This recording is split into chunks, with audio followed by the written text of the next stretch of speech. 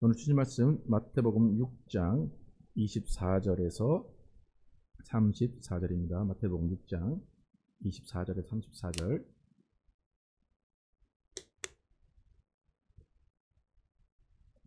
제가 먼저 읽고 교독하겠습니다. 한 사람이 두 주인을 섬기지 못할 것이니 혹 이를 미워하고 저를 사랑하거나 혹 이를 중히 여기고 저를 경히 여김이라. 너희가 하나님과 재물을 겸하여 섬기지 못하느니라.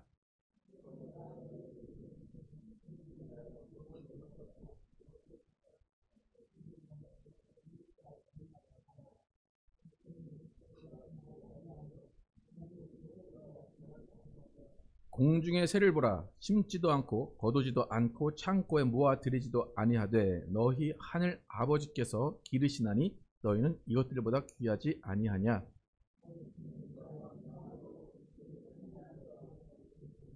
또 너희가 어찌 의복을 위하여 염려하느냐. 들의 백합화가 어떻게 자라는가 생각하여 보라. 수고도 아니하고 길쌈도 아니하느니라.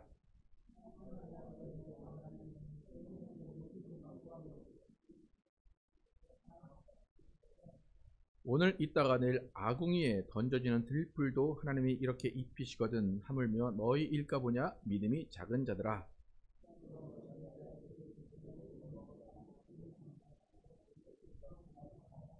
이는 다 이방인들이 구하는 것이라. 너희 하늘 아버지께서 이 모든 것이 너희에게 있어야 할 줄을 아시느니라.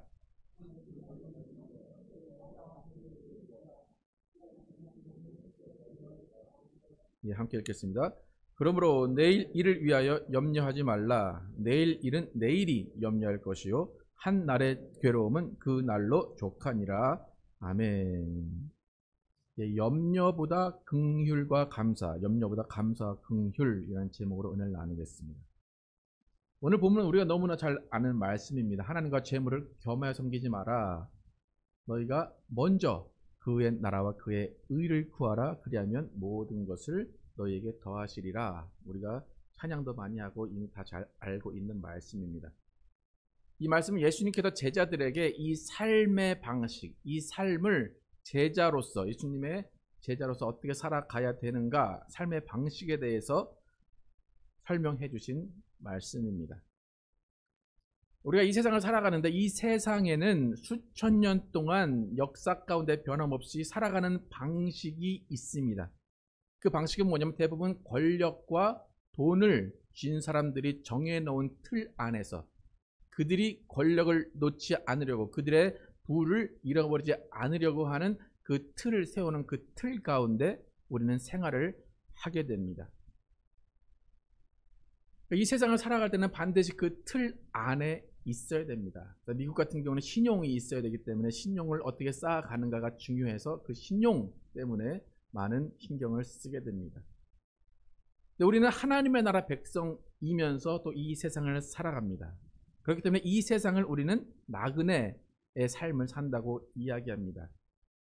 그러니까 예수 믿는 사람들이 이 세상을 살아갈 때 이 세상의 방식대로 살아가기만을 원하지만 예수님은 이 세상이 우리의 것이 아니고 우리는 이 세상 사람들이 아니다 라고 분명하게 말씀하십니다. 요한복음 17장 14절에서 16절 함께 예수님이 어떻게 말씀하셨는지 보겠습니다. 시작.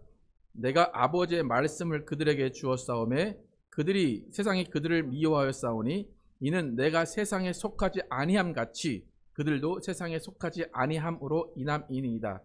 내가 비옵는 것은 그들을 세상에서 데려가시기를 위함이 아니요 다만 악에 빠지지 않게 보전하시기를 위함이니이다.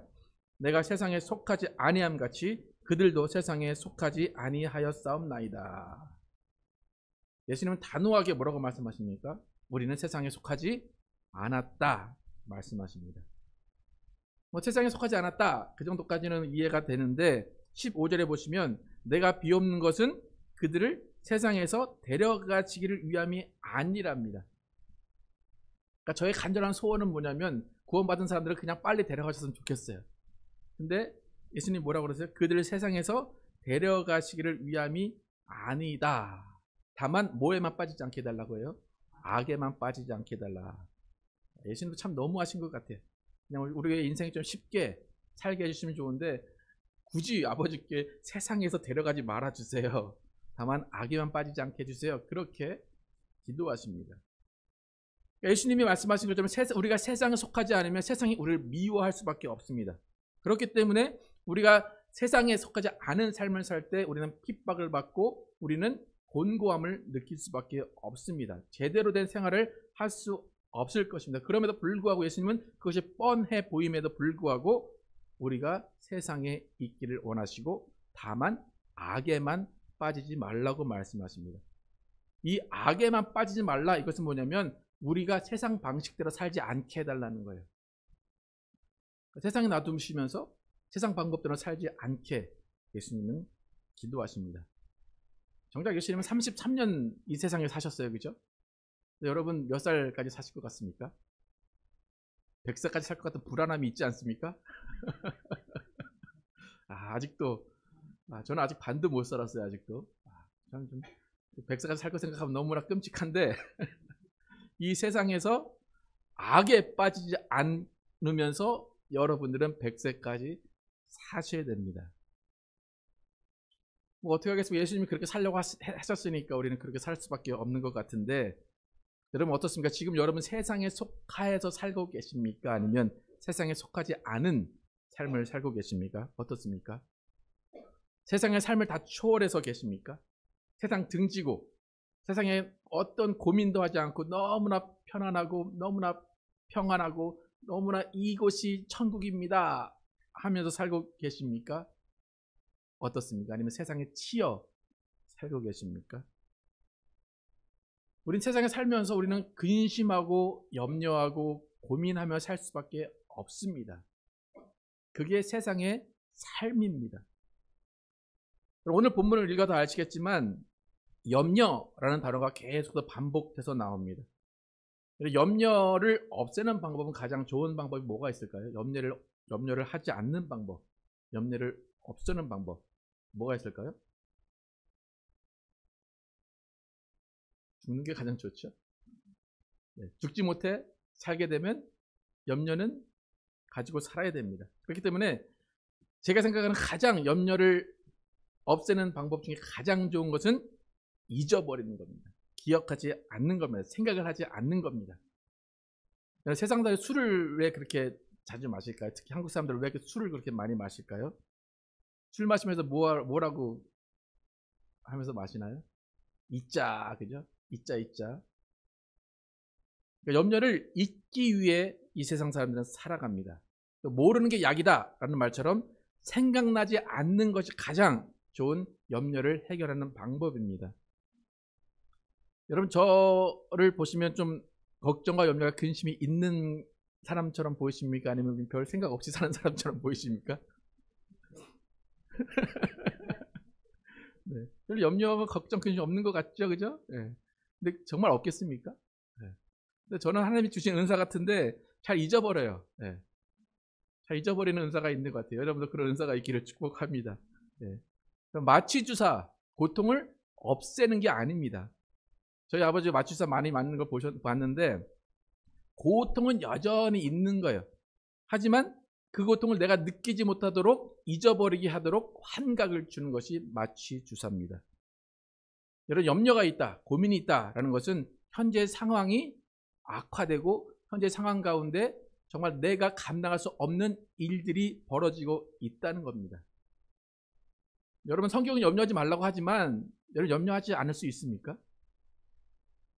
여러분 염려 안 하고 사십니까? 당장 오늘 성경대로 말하면 오늘 저녁에 뭘 먹을까? 오늘 점심에 뭘 먹을까? 그러니까 제가 이제 가끔 생각하는 건데 제가 이제 40여 년을 살아왔는데 돌아보면 뭐 삼시세끼를 먹었거나 하여튼 뭐 하루에 2끼 이상을 먹었을 거 아니에요?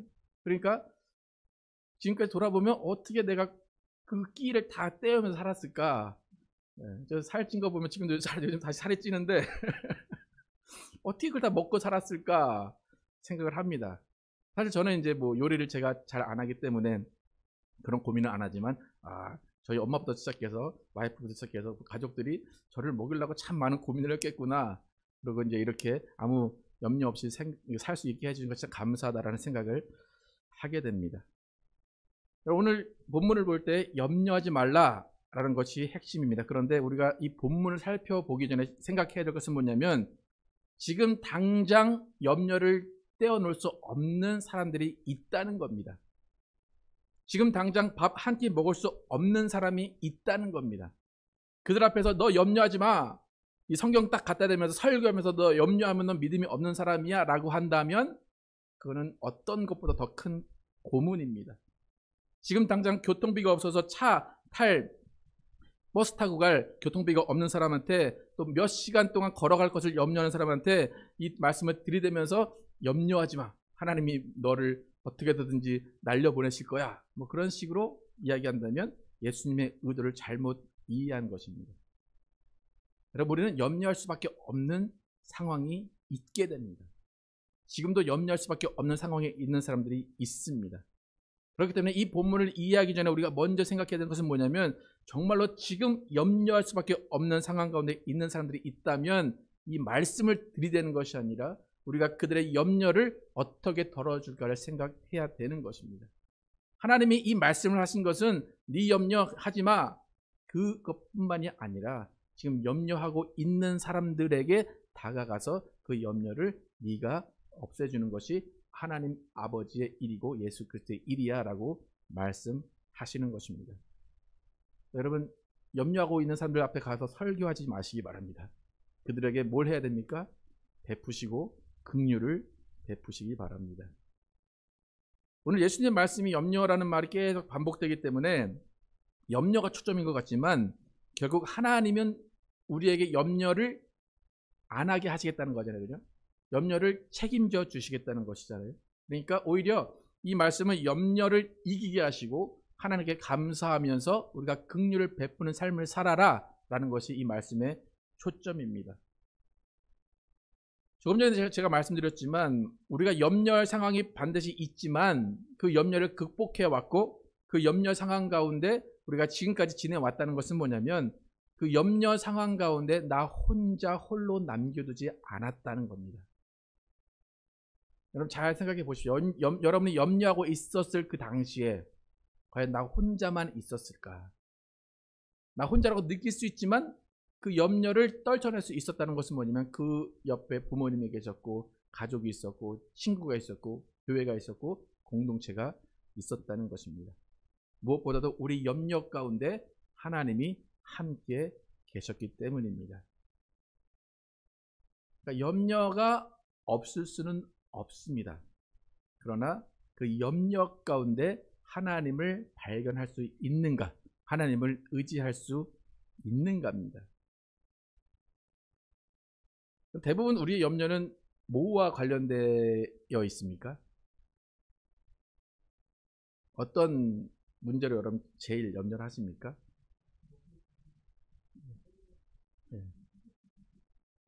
여러 가지 있습니다. 그러나 결국엔 돈의 문제입니다. 그죠? 자녀를 어떻게 키울 것이냐도 돈의 문제고 정말 뭘 살 것인가 뭘 먹을 것인가 돈의 문제입니다. 근데 뭐 아프리카에 가면 뭐 굶어 죽는 아이들도 있긴 하지만 아직까지는 여러분 주위에서 그렇게 굶어 죽는 사람들을 보지 못했다는 것 자체가 복이라는 것입니다. 무슨 말인가? 하나님께서 일을 하게 해주셔서 또 물질을 줄 수 있는 소스를 주셔서 우리가 그 물질, 돈을 가지고 살 수 있었다는 겁니다. 오늘 예수님께서 하나님과 재물에 대해서 말씀하십니다. 너희가 하나님과 재물을 겸하여 섬기지 못한다. 근데 재물을 섬기는 것은 예수님이 재물을 섬긴다라는 말을 하신 것은 재물이 악한 거라고 말씀하신 게 아니에요. 재물이 많은 것이 악한 것이다 말씀하신 게 아니에요. 예수님이 비판하신 것은 뭐냐면 그 재물이 너만을 위해서, 너만 배부르게, 너 욕심만 채우기 위해서 쓰여진다면 그것이 악한 것이다 라는 것입니다. 성경에서 돈에 대한 얘기가 많이 나오는데 돈을 사랑하는 인간의 마음, 돈을 사랑하는 인간의 욕심이 문제인 거지 돈 자체는 문제가 아닙니다. 바울이 디모데에게 편지 쓸 때 돈을 사랑함이 일만 악의 뿌리다 이야기했어요. 그러니까 돈 자체가 악이 아니라 뭐가 악이에요? 돈을 사랑함이 일만하게 뿌리라는 겁니다. 오늘 예수님께서 염려에 대해서 말씀하시면서 왜 재물을 함께 말씀하셨을까? 예수님께서 재물과 하나님의 연관관계, 상관관계를 어떻게 얘기했는지 말씀하셨는지 24절 함께 읽어볼까요? 24절 읽겠습니다. 시작. 한 사람이 두 주인을 섬기지 못할 것이니 혹 이를 미워하고 저를 사랑하거나 혹 이를 중히 여기고 저를 경히 여김이라. 너희가 하나님과 재물을 겸하여 섬기지 못하느니라. 하나님과 재물을 겸하여 섬기지 못한다. 왜 겸하여 섬기지 못한다고 말씀하십니까? 재물이 나쁘기 때문에? 여기 잘 보셔야 돼요. 왜 하나님과 재물을 겸하여 섬기지 못하냐? 그 이유는 뭐냐면 두 주인, 하나님과 재물이라는 두 주인을 섬기게 되면 그 두 주인은 50대 50으로 섬기는 게 아니라 어떻게 된대요? 둘 중 하나는 무시하고 미워하고 사랑하고, 둘 중 하나는 더 마음이 쏠리게 된다는 거예요. 여러분, 뭐든지 두 가지의 물건이 있거나 뭐든지 뭐 자녀든지 뭐 같은 뭐 똑같은 두 가지가 있다고 하면 똑같은 마음 50, 50이 갈까요? 어떻습니까? 뭔가는 마음이 쏠리게 되어 있습니다. 그러니까 하나님과 재물이 앞에 있다. 그러나 반드시 어느 한쪽으로 마음이 쏠리기 때문에 겸하여 섬기지 말라는 거예요. 어느 한쪽이 나쁘다가 아니라 너희 마음이 한쪽으로 쏠리니까 겸하여 섬기지 못한다, 그것입니다. 잘 보시면 내 마음이 한쪽으로 쏠리면 어떤 현상이 벌어지는가? 여러분, 단순한 생각에 하나님 말고 재물에 마음이 쏠리면 어떻게 될까요? 재물에 마음이 쏠리면 그 쏠리는 그 상황 가운데 바로 염려가 들어옵니다. 무슨 말인지 아시겠습니까? 마음이 재물로 쏠리면 염려가 안 될 것 같아서 마음에 재물로 쏠리죠. 근데 마음이 재물로 쏠리는 순간 염려가 들어옵니다.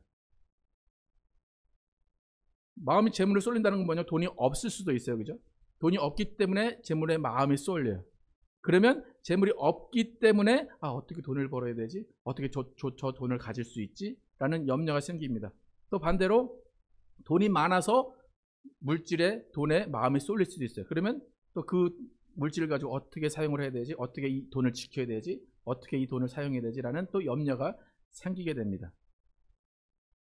여러분, 돈으로 마음이 쏠려서 생기는 염려는 행복한 고민일 것 같습니까? 어떻습니까? 여러분, 돈을 많이 가져가 보신 분 한번 말씀해 주십시오. 돈을 많이 가지면 아무런 염려가 없습니까? 저는 가져본 적이 없어서. 네. 어쨌든 돈으로 마음이 쏠리면 돈이 많든 없든 염려라는 것은 주어집니다. 그와 반대로 하나님께 마음이 쏠리면 과연 어떨 것 같습니까? 우리는 크리스찬이기 때문에 하나님께 마음을 쏠리면 다 평안하고 다 좋을 것 같이 생각이 듭니다. 그렇죠? 여러분, 베드로가 예수님이 변화산상에서 모세와 엘리야를 만났을 때 예수님이 그들과 대화하는 모습을 보고 예수님께 마음이 쏠렸어요.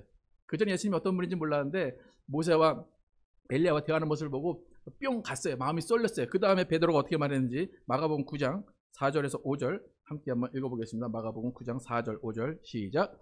이에 엘리야가 모세와 함께 그들에게 나타나 예수와 더불어 말하거늘 베드로가 예수께 고하되 라삐여, 우리가 여기 있는 것이 좋사오니 우리가 초막셋을 짓되 하나는 주를 위하여 하나는 모세를 위하여 하나는 엘리야를 위하여 하사이다 하니. 그러니까 베드로는 예수님께 마음이 쏠렸어요. 그래서 여기 있는 게 좋사오니 예수님 산에서 내려가지 맙시다. 무슨 말입니까? 세상을 등지자는 겁니다. 여러분, 기도원 가보신 적 있으십니까? 기도원 가면 기도가 막 절로 됩니다. 막. 그리고 마음이 너무 평안하고 세상의 모든 걱정이 없어진 것 같습니다. 그래서 그때는 재물이 눈에 안 들어와요. 하나님께 마음이 쏠려요. 하나님께 마음이 쏠리면 교회에 오는 게 너무 좋습니다. 그죠? 또 모든 생활 가운데 나가서 전도만 하고 싶고 그냥 나가서 그냥 성경만 읽고 싶고 다 그렇습니다. 그런데 만약에 엄마가 교회 오는 게 너무 좋아서, 하나님이 너무 좋아서, 하나님께 마음이 쏠려서 아이들 밥 안 차려주고 아이들은 잊어버리고 하나님께만 마음이 쏠렸다. 그럼 가정은 어떻게 되겠습니까? 아빠가 돈 버는 것은 다 필요 없고 나는 하나님이 너무 좋아서 하나님 앞에 있으면 아무 염려가 없어. 그러니까 난 하나님 앞에 아무 염려 없이 하나님께만 있을 거야. 기도하고 말씀만 볼 거야. 라고 한다면 가정은 어떻게 되겠습니까? 하나님께 마음이 다 쏠린 사람, 그 사람은 염려가 없을 수도 있습니다. 그런데 그 염려는 다 누가 가져갑니까? 가족들이 그 염려를 다 가져갑니다. 그러니까 지금 예수님께서 두 재물을 겸하여 섬길 수 없다라고 하신 얘기는 어떤 한쪽이 좋고 나쁘다 그 얘기가 아니라 너희 마음이 한쪽으로 쏠리게 되면 어떻게 해서든지 염려가 생길 수밖에 없다는 겁니다. 하나님을 잘 섬겨도 어떤 면에서 염려가 생길 수밖에 없다는 겁니다. 그러니까 예수님께서 지금 말씀하실 때 이와 저라고 구분을 하세요. 24절 다시 한번 읽겠습니다. 24절 시작. 한 사람이 두 주인을 섬기지 못할 것이니 그 다음에 혹 이를 미워하고 저를 사랑하거나 혹 이를 중히 여기고 저를 경히 여김이라 너희가 하나님과 재물을 겸하여 섬기지 못하느니라. 이 본문에 재물과 하나님을 놓고 보면 한 사람이 두 주인을 섬기지 못할 것이니 혹 하나님을 미워하고 재물을 사랑하거나 혹 그 반대로 재물을 미워하고 하나님을 사랑하기 때문에 겸하여 섬기지 못한다는 것입니다. 무슨 의미인지 아시겠습니까? 좀 어렵죠, 그죠? 하나님을 미워하고 재물을 사랑하는 것, 그것도 아니라는 겁니다. 그 반대로 재물을 미워하고 하나님만을 사랑한다라는 그 삶의 자세도 아니라는 겁니다. 우리가 알고 있는 내용이랑 말이 다르죠, 그죠? 우리는 어떻게 됩니까? 이 말씀을 가지고 설교를 어떻게 많이 들었습니까? 하나님만 섬겨도 재물은 섬기지 마. 재물은 악한 거야. 재물은 일만하게 뿌리야. 그리고 하나님을 잘 섬기면 재물이 따라와. 이제 그렇게 많이 설교를 들으셨을 겁니다. 하지만 예수님의 말씀은 사실 그런 것이 아닙니다. 돈이 있거나 없거나 해서 하나님을 등지고 너의 그 세상에 등진 그 모습 때문에 어떤 누군가는 염려하고 있다. 그런 생각을 하지 말라는 것.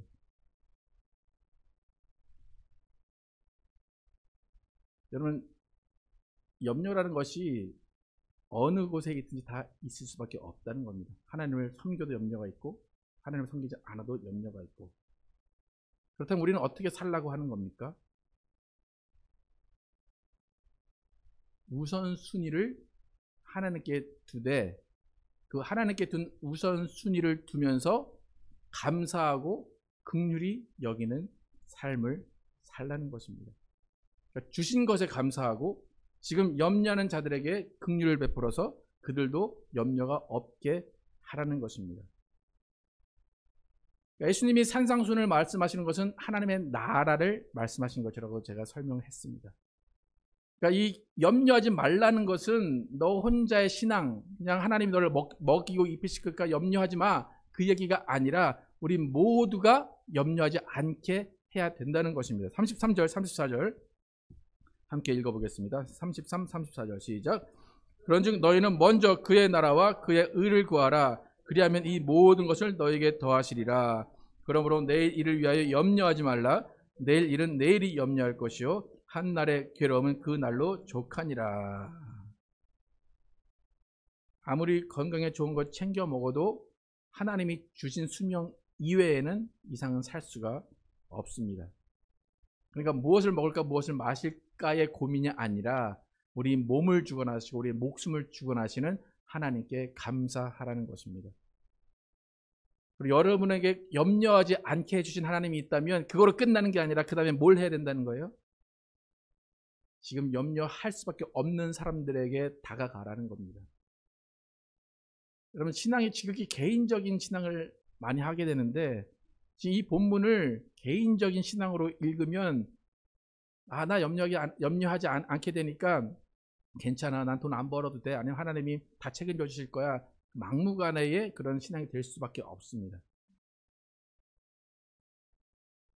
우리의 신앙은 개인의 염려를 없애는 신앙이 아닙니다. 무슨 말인지 아시겠습니까?